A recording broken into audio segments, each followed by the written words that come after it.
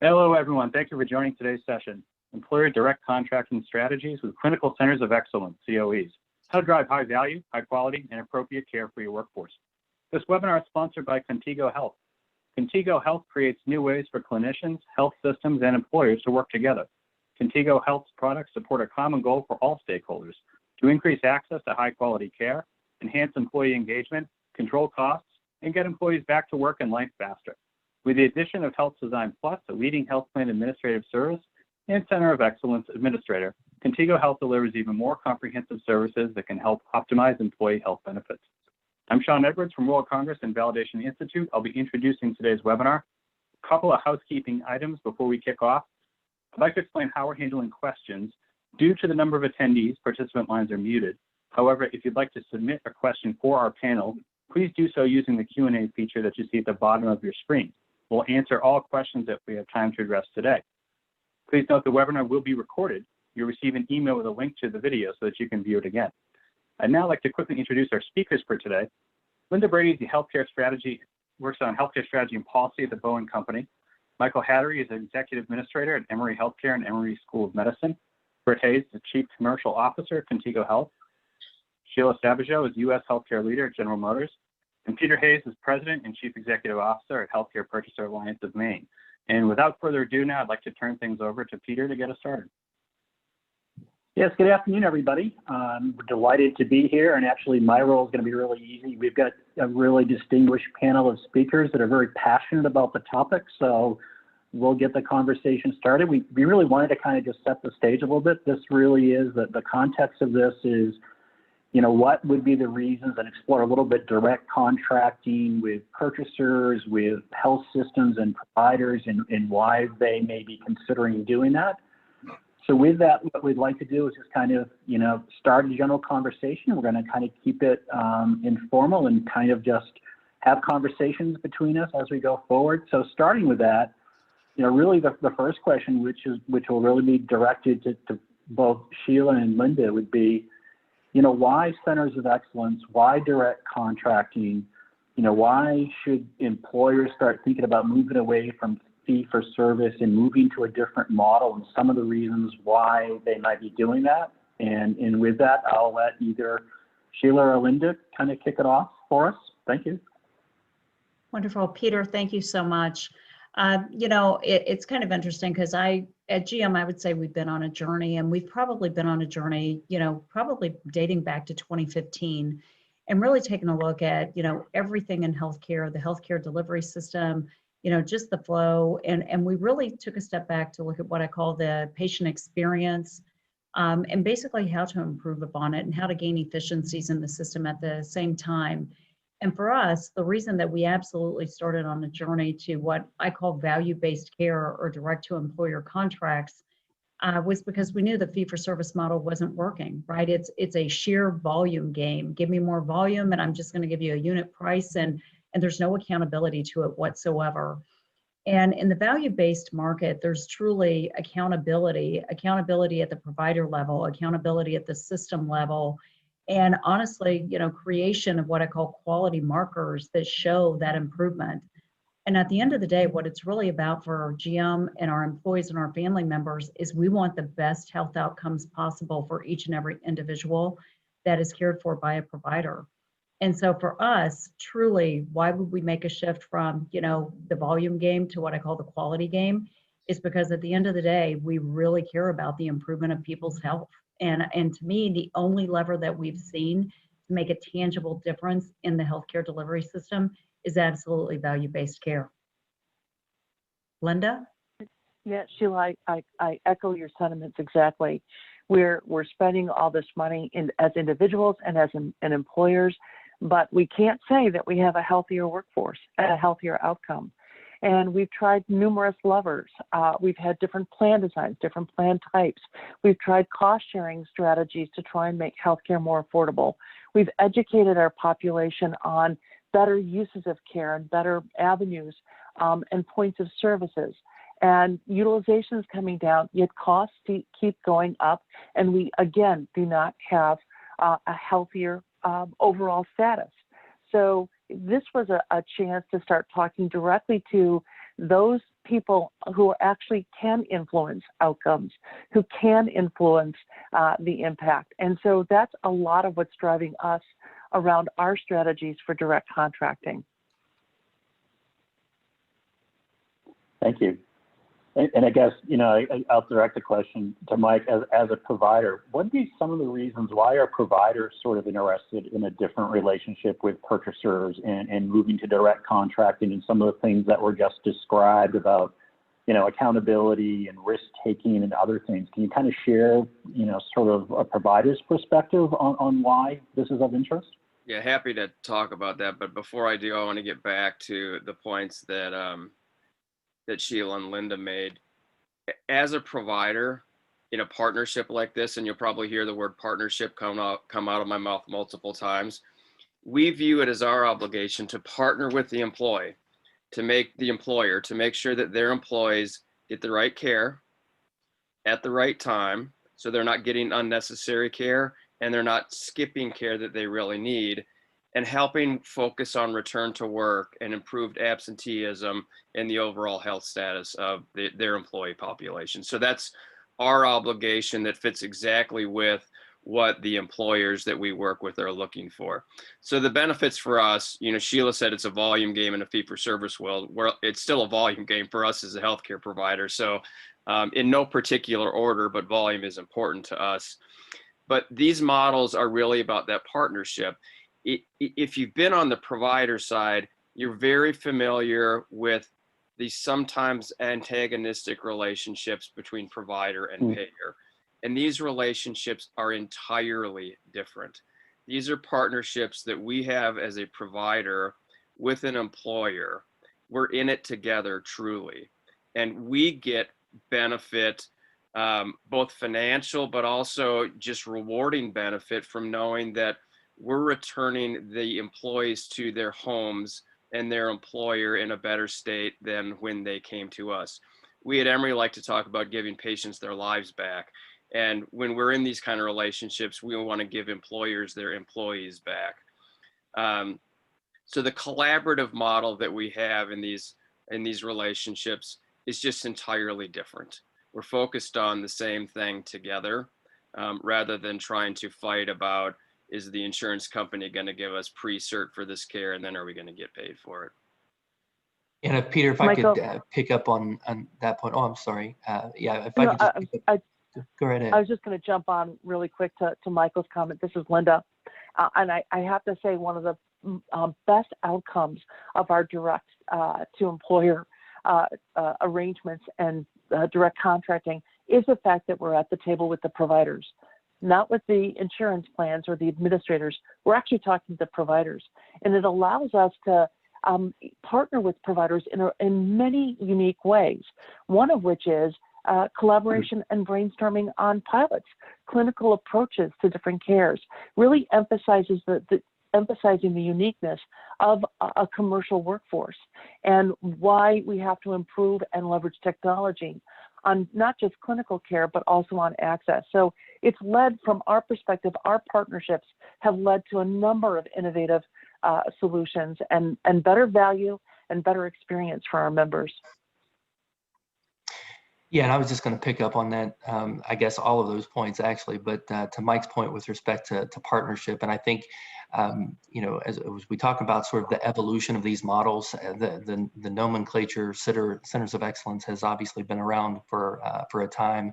We're embarking on something different, and we have since we started this work a decade or so ago. But to Mike's point, really bringing all stakeholders together has really been a huge benefit. One of the more heartening aspects actually of our work in this space has been the collaborative nature, not just of working with providers and employers and seeing them come together in these ways to kind of advance the concept of value-based care. But in our instance, one of the more rewarding experiences for us in this work is seeing the collaboration and collegiality that exists within our provider partners. So you have the team, from Emory sitting next to the team from our other institutions, in forums that we facilitate that are really all about driving value, yes, from a clinical quality perspective, but also, Linda and Sheila, to your point, from the member experience perspective as well. What does the day in the life of the actual member who's getting this, going through this journey, what does that look like? And so I think, setting that bar very high, these programs, the goal is to make them, this is what healthcare should look like for all of us. So. Yeah, can we, and maybe kind of building off that conversation and some of the comments already made, what are some of the other sort of value-based initiatives? And in particular, I know there's certainly some information out about centers of excellence. Walmart's been pretty well publicized about some of their results. But when you start talking about, the Institute of Medicine and the Dartmouth Atlas that have said for a long time, there's unwarranted variations of both cost and quality across the board within a state, within systems, within facilities. I mean, what are some of the other sort of things that come out of the centers of excellence? I think there's the accuracy of, and I think, and I can't remember, Brett, if you're the one that said right care, right place, right price. But is anybody willing to kind of... Yeah, I think Mike said that. I'll steal it from him. But yeah, we're on about the same things. And yeah, I think the goal here, and I can't remember if it was Linda or Sheila that referenced, we're now spending 18% of GDP on this, and there isn't a real direct correlation at this point as we sit here today between the cost that is being expended and the quality of care that folks are receiving. And so for us, it starts with quality first. So we know, working with the institutions that we work with, including the individual practitioners that are included in our programs, that we see substantive results with respect to things like reductions in complications and readmission rates, all the sort of quantifiable, clinical things that metrics that we would look for, including the, the outright avoidance of unnecessary care. Peter, you referenced Walmart and some of the work that we do there.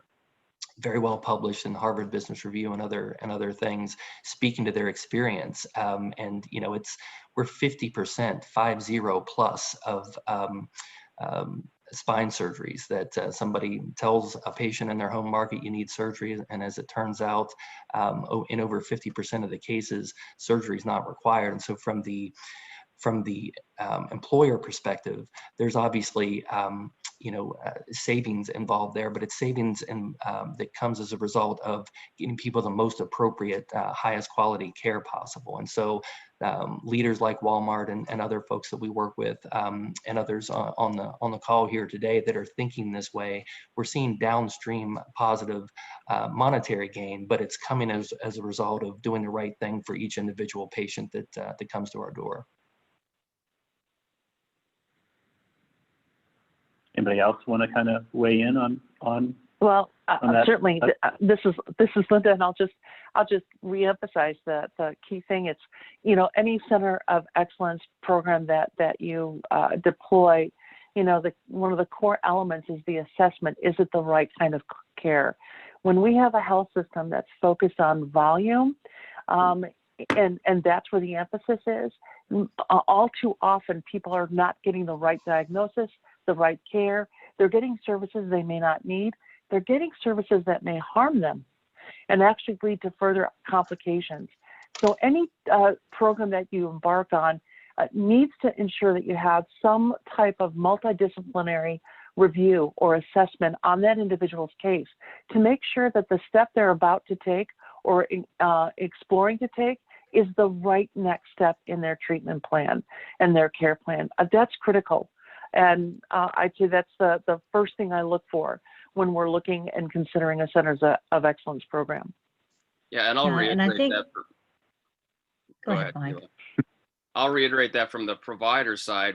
Part of our job in this partnership is to see those patients, those employees of yours that have been told locally that they need spinal surgery. And we bring them to Emory and we evaluate them. And it's not terribly infrequent that we tell them they're not a candidate for surgery.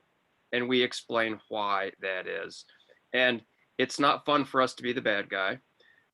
Hopefully the patients believe it a little bit more when they're hearing from a true center of excellence. But that really is part of our job in these partnerships, is to partner with the employer, the patient, and the local provider to make sure that we're not providing care that isn't needed and is unnecessary. And I'd like to maybe tag on to Mike's point in a couple ways. And I think, you know, Peter and team, this is kind of getting this into the evolution of the market, right? And the move away from fee for service into some of these more value-based arrangements. And as we think about the dynamic that Mike just described, there's a couple of things there. First of all, just at broad brush from the employer perspective, in the more traditional model where we're talking discounts and you know, all of that kind of you know, all of that kind of thought process, 50 to 60%, you know, best in class, best in market, quote unquote, discount on a surgery that should never have taken place to begin with. I'm not sure how much value that's really providing the employer or the patient. As we think about what is how to continue to move things forward, though, in Mike's example, and this is kind of some of the things that we're contemplating and others, in that exact scenario, where you have a patient who is in pain, believes they need surgery, somebody has told them that they need surgery.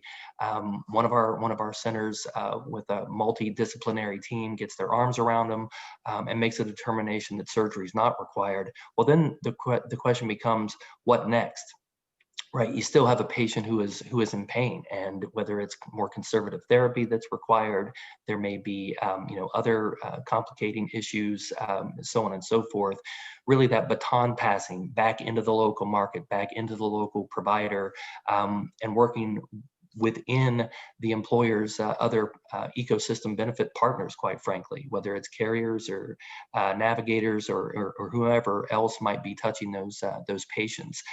That's one of the things that we're especially focused on, because, you know, we want to make sure that when we talk about high value care, this program, our ESON Passport program, it's not a discount surgery program, right? And the best programs that are out there in this space, they're not about just running around and beating providers over the head for a better rate. You know, the unit costs and all our programs are built around comprehensive prospective bundles. That's a part of it, and there are savings available to the employer from that perspective. But the actual bundled rate, and Mike can attest to this, it's the last thing we talk about in the terms of the vetting of who we choose to partner with for these arrangements. You know, we're looking at quality, we're looking at member experience, we're looking to Linda's point at cultural alignment and commitment to what it looks like from a quality of care perspective before we ever start talking about price negotiation. So, yeah, and I think, Peter, the only other thing that I would add is, I think, you know, looking forward, definitely from a COE perspective, I think COVID's been a significant impact, right, guys? And I mean, and initially what we did as employers, we went out and we said, hey, nationally, we're going to go get the best. We'll transport our people. And unfortunately, in the world of COVID, that doesn't work so well. So I think what you'll see coming out of employers is, how do we take these COEs maybe on a regional basis, and what do they look like? How does quality come into the game?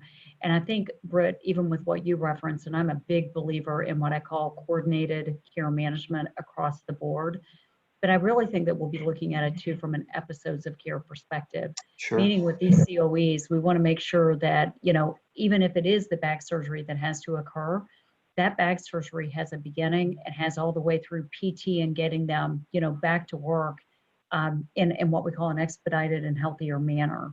So I think those are some of the things that you're going to see coming up from an innovation perspective as well.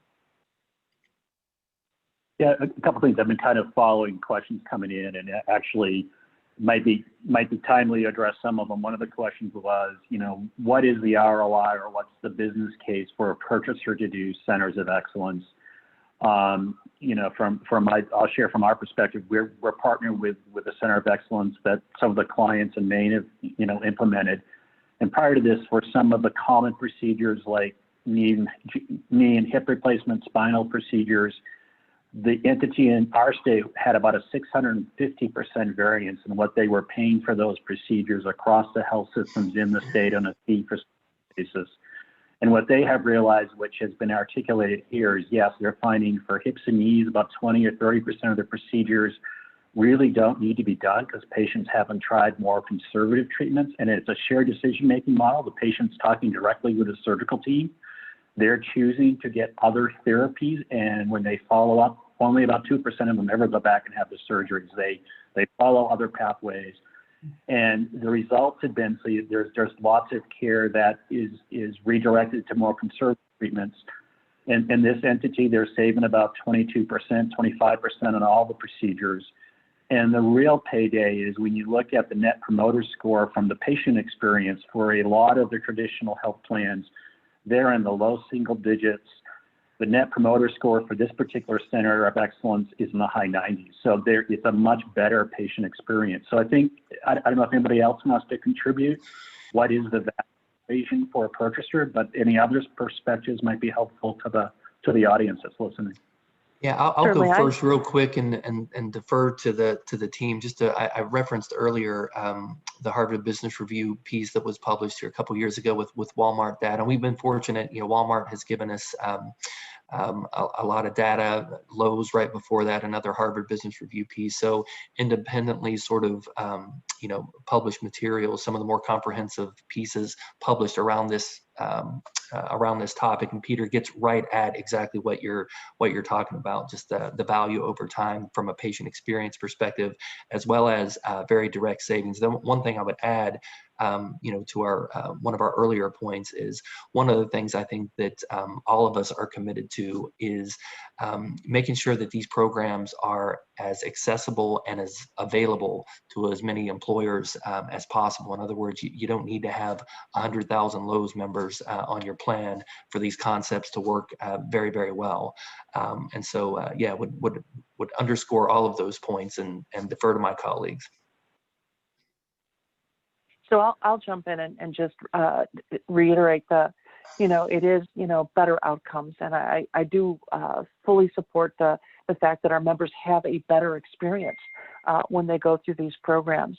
I think the other thing I add, and something we're trying to get better at measuring, is the impact on our productivity from these types of programs, because people either are avoiding unnecessary care and down the road complications from that. They have an overall better sense of well-being and health, and able to be at work. And the downside is, of course, if they're not going to these programs, we have much more challenges in terms of helping them return to work. So I think there's just real value on not just the financial and the member satisfaction, but also on as employers on our business.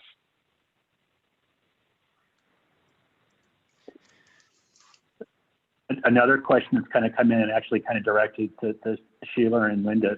What are sort of the obstacles to value-based care that you're finding? What was difficult to overcome in your organizations as you think about centers of excellence, or if you think about some of these other things?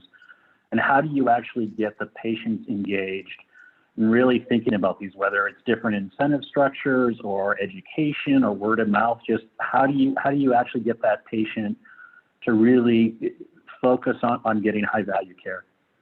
Yeah, so I can tell you from our approach at GM, and I think, and I'm going to talk about it, Peter, a little more broadly, and then I'll get a little specific for a minute.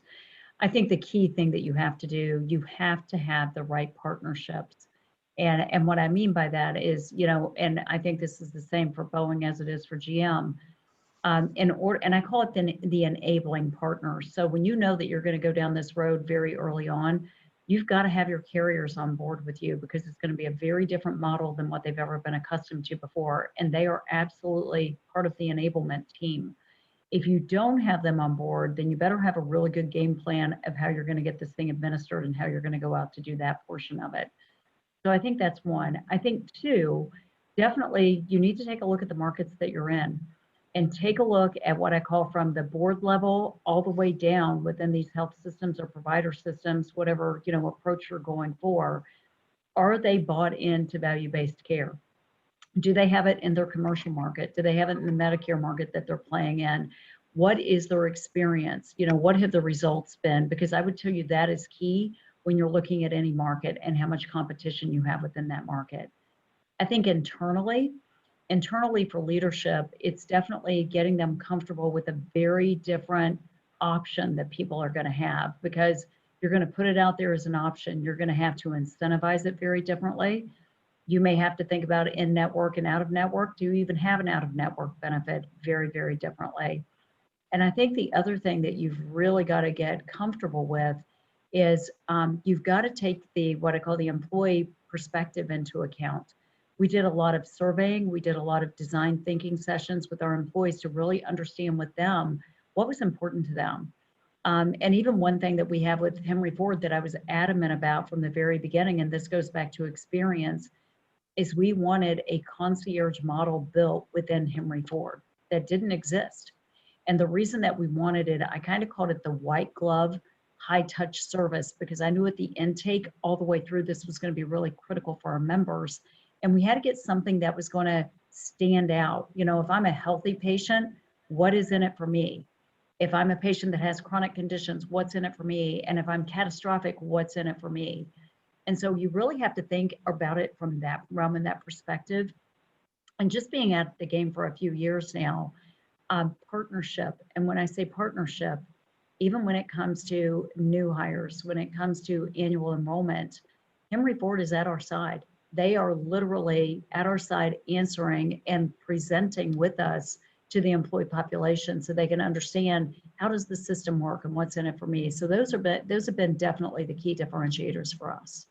And Linda, I think yours may even be a little different than GM's. Well, I think what we have in common is the patient experience. And I think your first point, you've got to have the right partners. We have the good fortune of having several ACO arrangements, direct contracting arrangements in some of our larger markets. And what's fascinating about that is we learn from each other. The systems are learning from each other. Everybody's at a different point in their maturity or in their strength. They all have different strengths and different challenges. But one thing they all share in common is the challenge of engaging the member. And I would say that the systems at least initially started with the more traditional approach to engaging with members. We have, extended hours, so we'll be open till 7 p.m. And I don't know about those on the phone, but nobody gets sick between 7 and 7 p.m., 7 a.m. and 7 p.m. It always happens at midnight. And so trying to figure out how we make, I'd say access is a huge pain point for members. And I think the second thing is, how do you engage members in a meaningful way to be engaged with their own health, especially those members who are struggling with chronic care?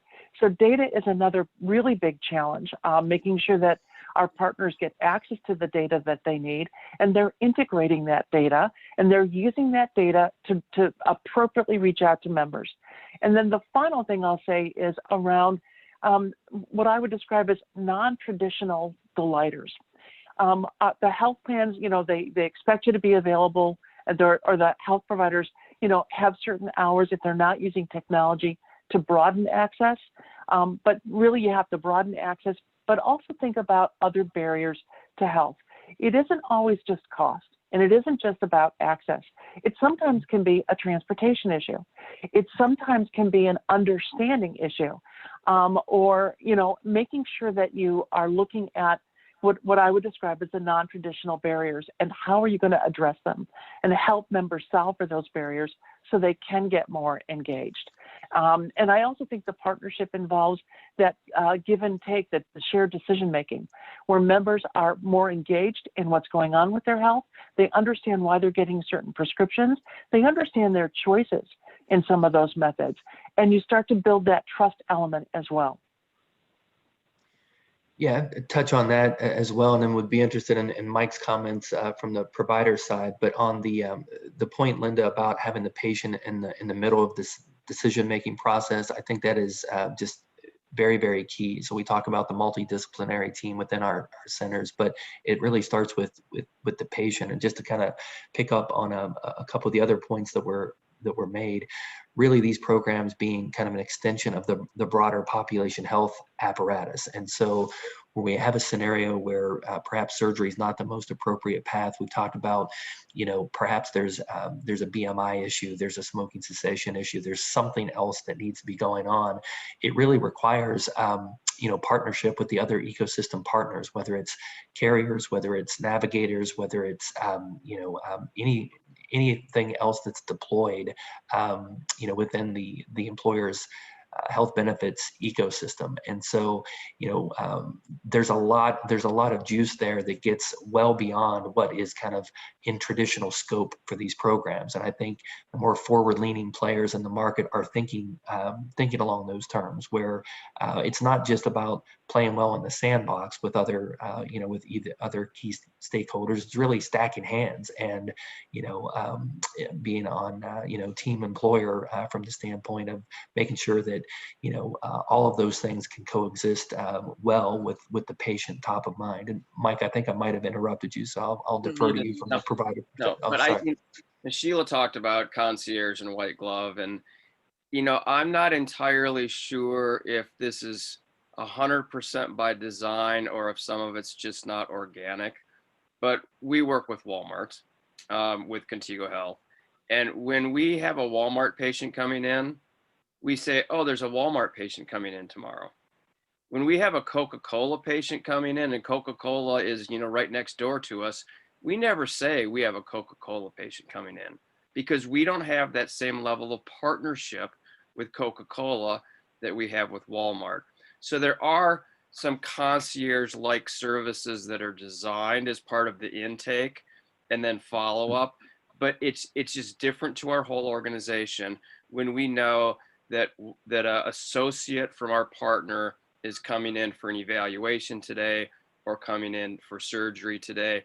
We've built in extra services that we didn't really need to do because we want to focus on the continuum of the clinical care, but also the continuum of the patient experience. And I know we didn't design this into it. I think it just organically happens. Somehow we're doing much more interaction with the employers pre-associate visit and post-associate visit about how their associate population that's come to Emory is doing. And we aren't always getting into specific patients, then that would be some HIPAA violations perhaps, but we talk more about how our shared population is doing. I think the fact that we can get on the phone right away with our partners and talk through any member issues or concerns. But I have to speak to one thing you did say, Michael, and that is my long-term vision and goal, and Sheila, I don't want to speak for you, but I think you share this perspective, is for real transformation, we hope that you're not thinking, oh, this is a Walmart patient, this is a Boeing patient, this is a Coca-Cola patient. We want you to be treating all patients the same. It doesn't do either GM or Boeing a lot of benefit if we're the only employers pushing for this kind of change and investing in this kind of change. So the more employers we can help on this pathway to move forward, the better. And the more the provider systems are willing to invest and make the change along with us, I think we all will benefit. Yeah, and I agree with that, Linda, wholeheartedly. It's interesting because I enjoy sharing this story. I called Linda a couple of years ago and I had just moved to the Charleston area. And I said, Linda, I have to tell you about my experience at Roper St. Francis because I know this is not normal. And I think it's the work that you're doing at Boeing that literally me as a GM patient, one person, and I literally talked to Linda about my coordinated care and what had happened because honestly, I think that within these systems, we talk about complexity and we talk about different procedures and different quantitative methods that have to be tracked. But I think if we can literally get what I call just employers around, like what is that experience and what should it look like? And to Linda's point, it didn't matter that Sheila was a GM employee, but because of the work that Boeing was doing right there within that system, I felt like I had the VIP service because of what they had already employed there. And that's exactly what we're trying to do in each and every market that we go into. Couple of questions are rolling in. You guys are striking a lot of chords with the audience. And this is kind of a, whoever wants to answer, but there's some questions around, there are different definitions of centers of excellence. There's different ways to do it. There's direct contracting with facilities. There's direct contracting with whole systems. There's contracting for specific procedures. But the questions become, what size, what is available for different size employers? How many, what's sort of the size criteria, if any?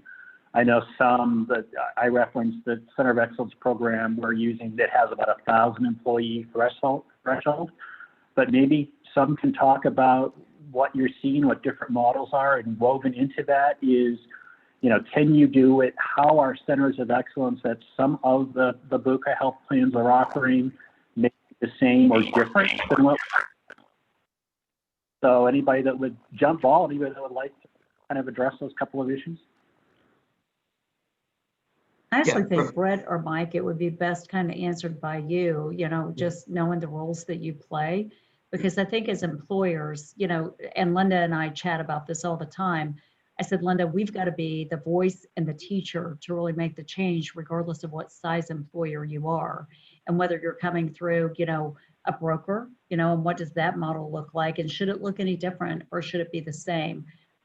So, we definitely want to be a voice out there for employers to really teach and educate on how to do this. But I think from a system perspective, how does this work and do you treat it differently?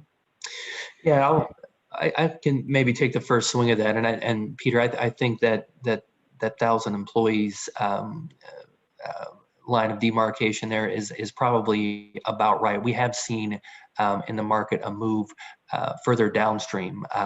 Certainly all the jumbo employers are thinking this way, but we've certainly seen these programs become more and more available. And quite frankly, from our perspective at Contigo Health, we're on something of a crusade to make these kinds of concepts more available, not just COE, but certainly inclusive of our COE program, to make these things more available for all the same reasons, right? And the good news from our perspective is, at this point, we have so much data available to us versus as a result rather of literally traveling thousands and thousands of human beings through these programs over the last several years, and a lot of battle-tested processes, a lot of evolution in our program, and so forth.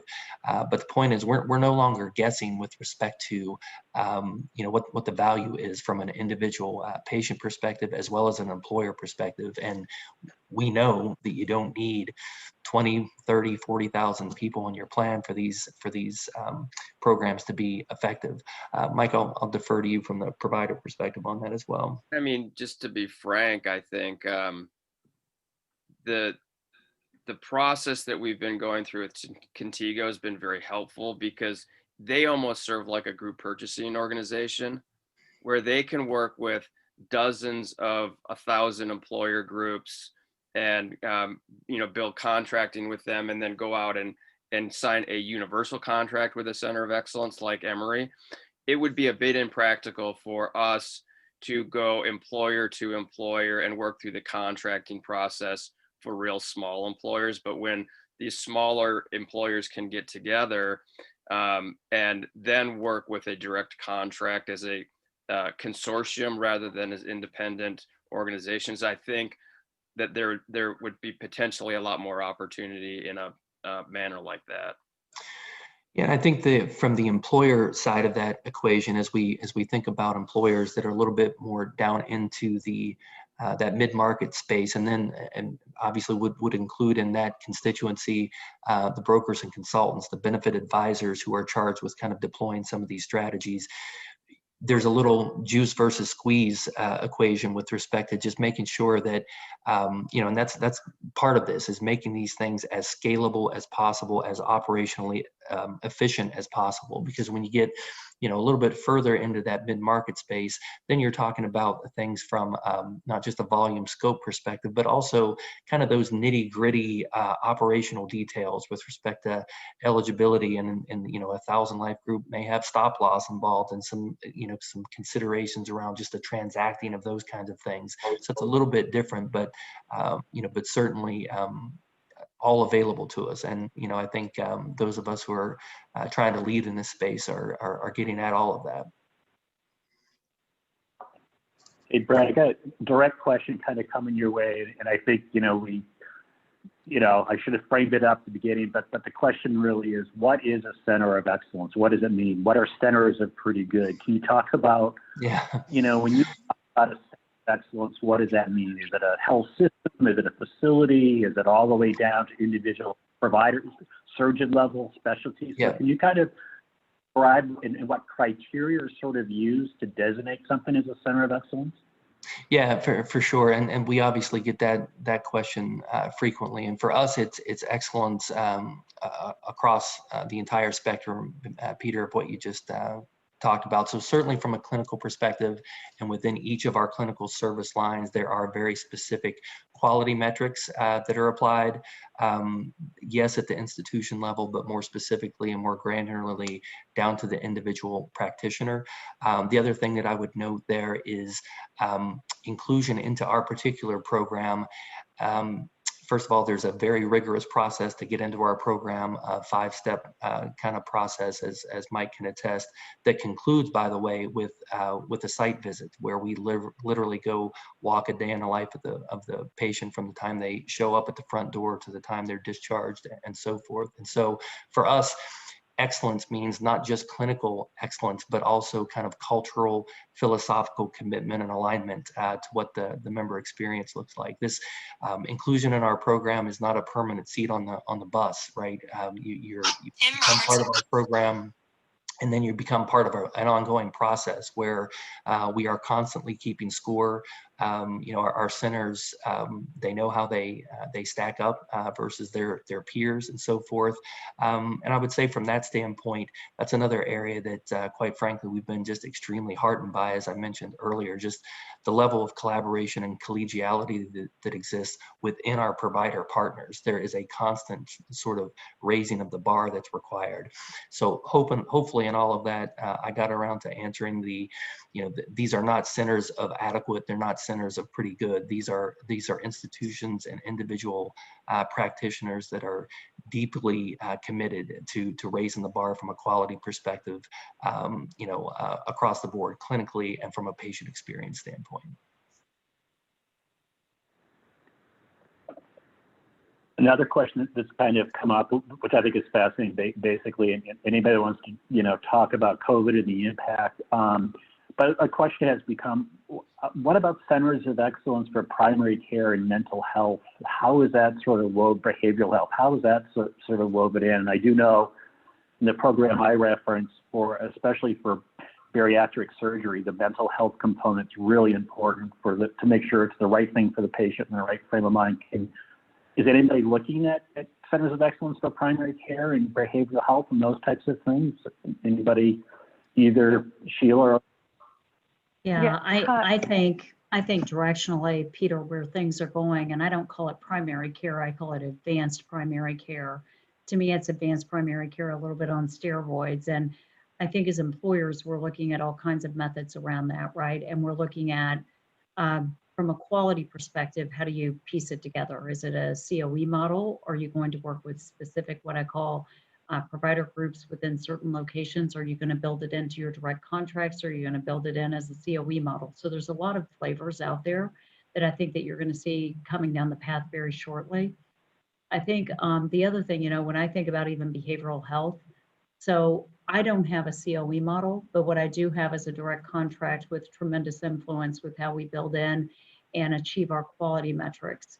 And so kind of back to what Britt talked about, we have definitely coordinated care. And we have even metrics around behavioral health, depression screenings, the care that is actually provided to the patients that are actually part of the Henry Ford Connected Care option. And so there's a lot of what I call coordination or embedded care, even when it comes to primary care, all the way down to behavioral health care needs and those things. But I do think you're quickly going to see some things coming down the path that are going to be newly created that have not been out there yet. And Linda, I'll pass it on to you. Yeah, we've done, we have dipped our toe in this water and stood up an IORA option for our members in one of our markets. IORA Health is a model, primary care model, initially focused on Medicare eligible patients, intensely focused around the healthcare coach at the center that sort of coordinates the care, helps members understand the care that they're getting, and then facilitates the actual appointment and exam with the physician. It has shown to be incredibly effective and certainly engaging from a member's point of view. And so they are certainly an option that we offer to our members in one of our markets. You don't have to be Medicare eligible. Any adult over the age of 18 is eligible to pick it, but we do help our members understand that this type of model is specifically geared towards members who need more attention with their health, who typically have more than one or two chronic conditions that would benefit from a health coach and that kind of chaperoning through the healthcare experience and the healthcare system. And to Sheila's point, you know, I think we're going to see a lot of innovation. We're already starting to see it around this concept of advanced care, primary care, and the different flavors of it.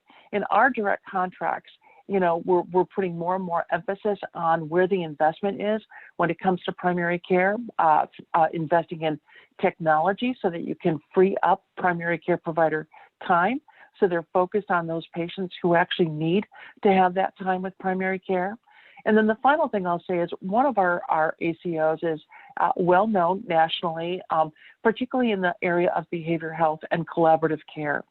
And they've been doing this concept where they embed a behavioral health specialist inside the primary care practice so that a patient who is demonstrating a need for additional support gets that immediate access when they're in with the appointment. It also provides the primary care provider with additional training and immediate support when they don't know what the right step is or the next step is for care and resources that might be needed by the patient. But they make that connection.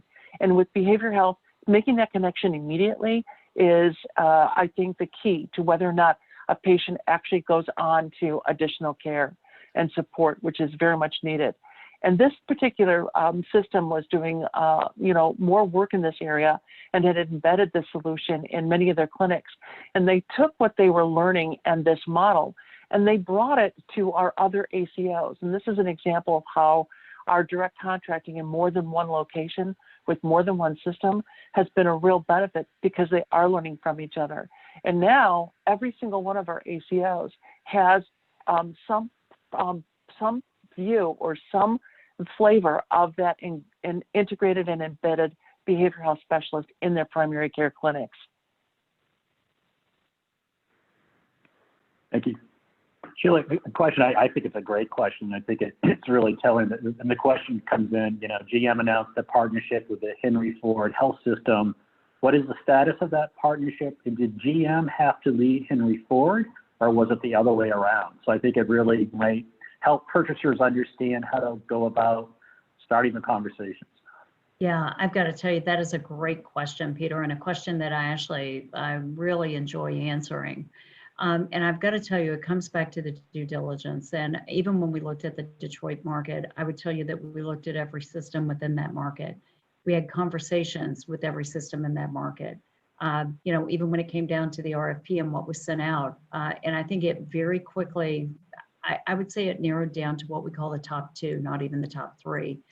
And I spent a lot of time, like literally talking to their CEOs. I talked to literally their board structures to really understand how serious were they about the value-based game and how incredible are they at innovation and how quick can they adapt. And I'm pleased that we are absolutely at the end of the second year of the contract. We will actually get ready in the first quarter of 2021. We will do a joint press release and publicly tell people how we did and what we're continuing to work on as we go into 5 years. We definitely have not had to lead Henry Ford in any step of the way. What I really, really like about this partnership is they either bring innovation to us or we bring it to them. And I would tell you that we have literally steering committees where we talk about innovation and not just talk about it, but activate upon it. And what I really enjoy is, you know, I will come up with some pretty far-fetched ideas and they'll go, wow, how are we going to get people to pay for that, right? How are we going to get our TPA to enable that? And I just look and I go, I want to understand how we're going to set this up, and then we'll have the conversations about how to pay for the services, because these are things that need to be removed as roadblocks. And honestly, with the right partner, you can get them removed, and you can. And so I would tell you, we have not had to delete them at all. I've even said, and I think you brought this up a little bit, Peter, as well, while COVID has been extremely difficult, continues to be extremely difficult, some markets have been what I call definitely impacted much greater than other markets. But even early on, I mean, in the Michigan market, holy cow, Detroit was significantly impacted, and same with the state of Michigan. And I can remember getting a phone call, and it wasn't, hey, Sheila, we need your help from a direct contracting perspective, but it's like, hey, Sheila, here's how we're going to deliver care to patients. We have this technology, we've hired the people, but we need vehicles with the right technology enablement. Can you help? And it wasn't, hey, give it to us, but hey, we're wanting to buy it from you. We just need it now, right? And that was how to care for patients in their homes, because we didn't want them contained. And this wasn't just specific to GM, this was broader. And so what I really like about the partnership is we activate, and we activate very quickly.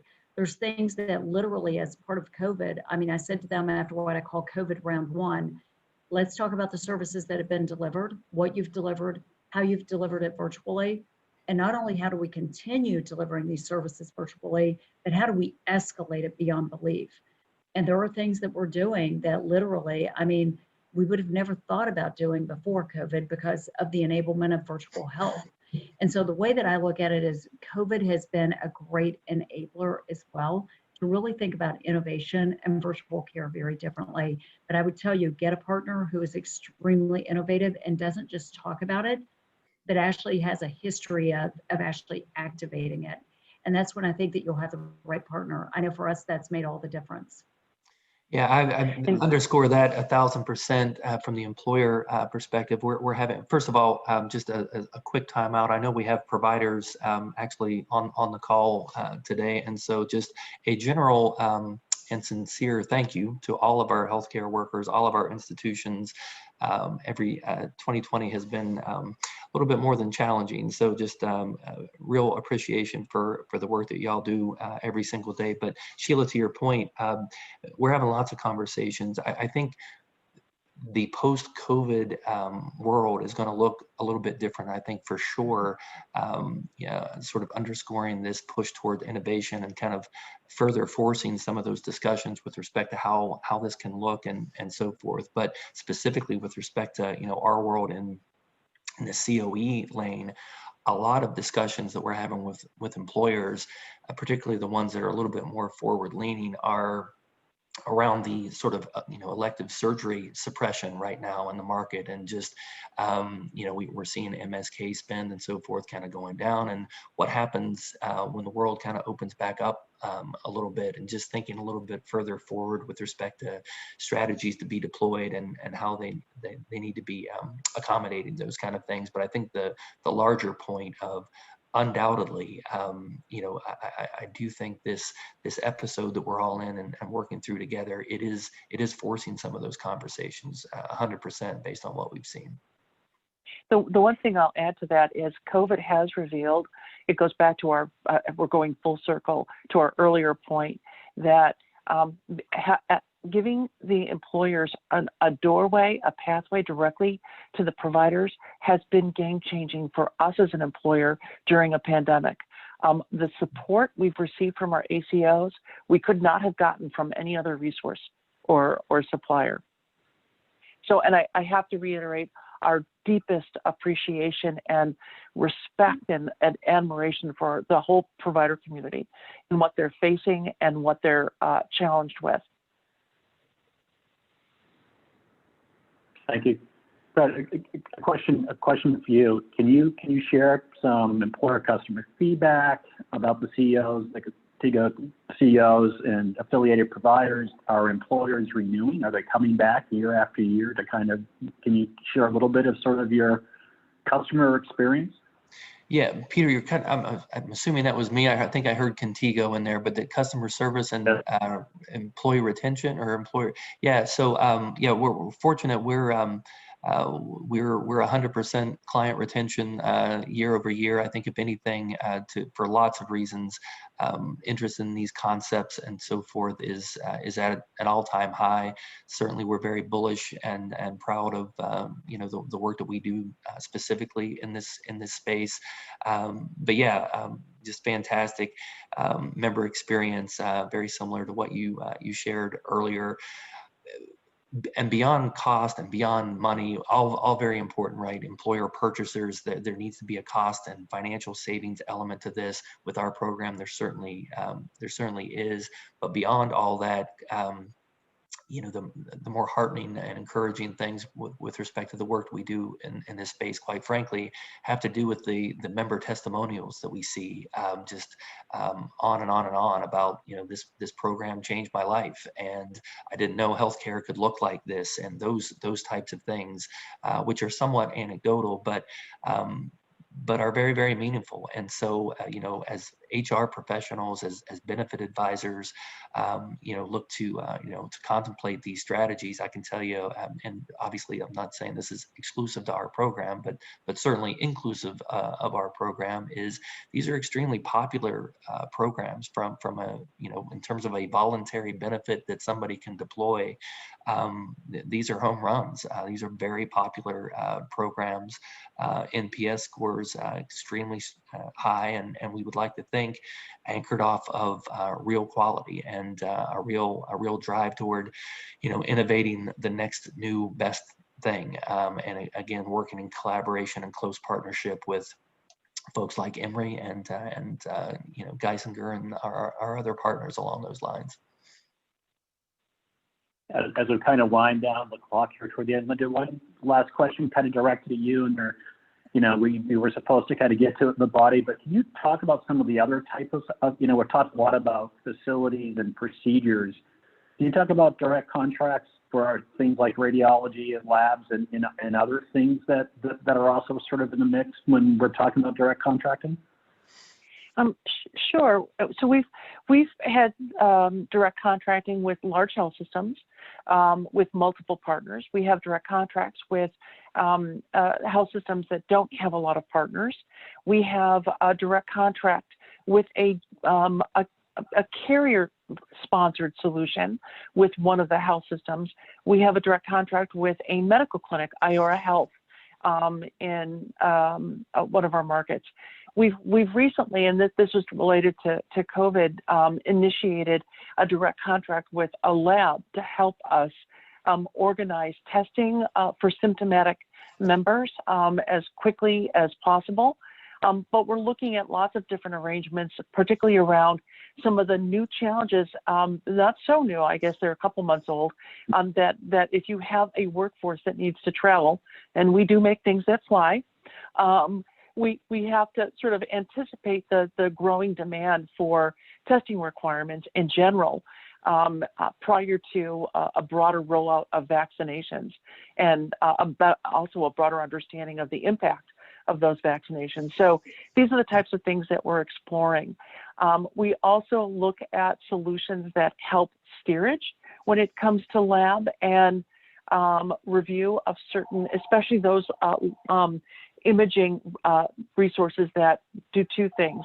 They tend to be expensive, and/or they tend to steer people to unnecessary care down the road.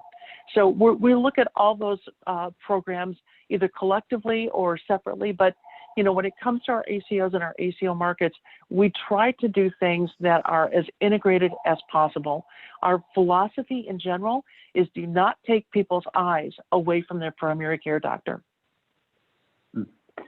So as we come up on sort of the hour, maybe just a quick kind of last comments or thoughts by each one of our panelists. Mike, you want to kind of lead us off? Yeah, I mean, I'll say just from a provider perspective, these experiences have been nothing but positive for us. In every way imaginable, they have been positive for us. And I think that as much as we're getting out of them, I really do think that we're getting back. So employers out there, we will partner with you and give you value back. And I'm not speaking we Emory, but we as your COE or your direct contracting providers will give you value back. Brett, you want to?